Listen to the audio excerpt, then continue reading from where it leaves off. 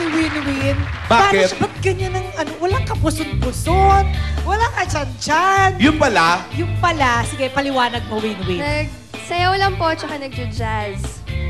jazz. School. Bukod sa, syempre, ang ganda ng jeans. Alam mo Oo. na. Saan ka pa kasali ngayon? Ayun po, so Party Pilipinas po. Ayan, every Sunday po yan. Sana po Mamaya manood na kayo. yun. Ay, bukas. Bukas po, Halloween special po ng Party Pilipinas. So sana po panoorin niyo yun. Anong invitasyon mo sa amin? Iniimbitahan ko po kayo manood po ng Daldalita. Everyday po yan. Weekdays po bago po mag 24 oras. Uy, ilan taong ka na? Saan bahay ka ba rito? Opo, ako po Pwede yung eh. isa sa nang-aapi po kay Jillian. Yun.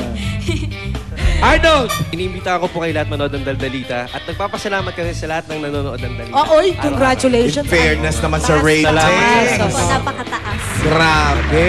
Picture. Ikaw naman, Fabio. Yes, dahil malapit na malapit ang Halloween, GMA hired me to be a multo. Multo. Multo talaga. Ghost. Ang Halloween mo tsaka Halloween, isa lang yun? Halloween. Halloween, yes. So, ako ang multo para scare yung mga tao sa kali, sa bahay. So what's your multo in life? In life, I'm a zombie. Sinabihan ako. Kasi I never sleep. Panoorin natin. Let's Panoorin watch. natin ngayon.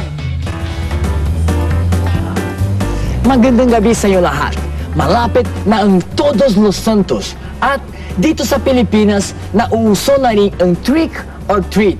Pagsapit ng October 31st. Yes, October 31st. Maraming prankster na nanakot sa mga tabi-tabi. Kaya dapat hawag kayong pahuhuli at yung dahilan kung bakit ako naririto para ituturo sa inyo kung paano manakot. Una, kailangan ninyong magsuot ng mask. Kailangan sobrang nakakanatakot ang maskarang susutin nyo. Manuwag kayo.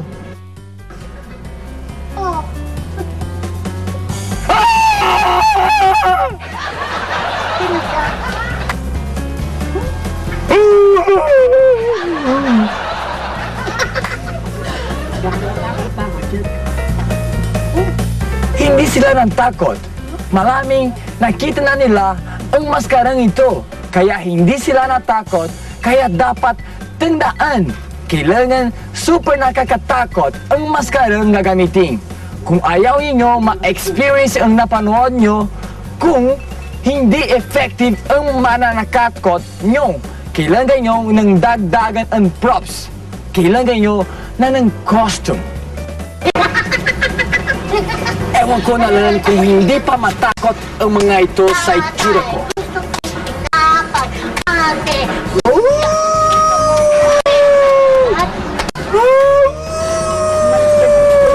Puyat ka ba?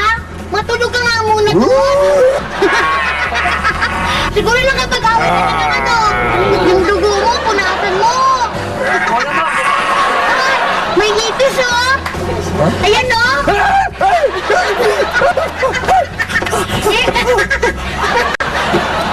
At hanggang dito na lang po.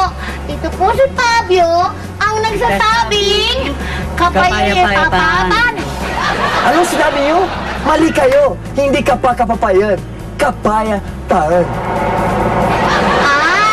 Kapayapaan! Bye! Oras na para malaman natin kung kanino mapupunta ang 4th spot sa finals. Ang mga maiuwi na ating 4th weekly finalist gives certificates from Flawless and Ultra Mega at gift bags from Sundance. Ito na, Bes. Ikaw nga magbasa. And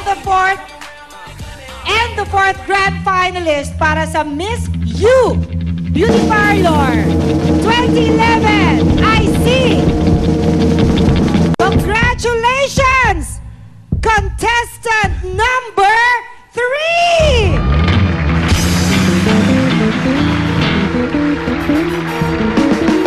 Bakit po kayo tuwan-tuwa? Kamag-anak niyo po ba to? Ayun oh! Mga tita kayo? In Ano fairness naman sa suporta nila, nanalo ang pamangkin nila. Tingnan na natin ha, kasi susunod na laban nito, grand finals na, sa pagbabalik ng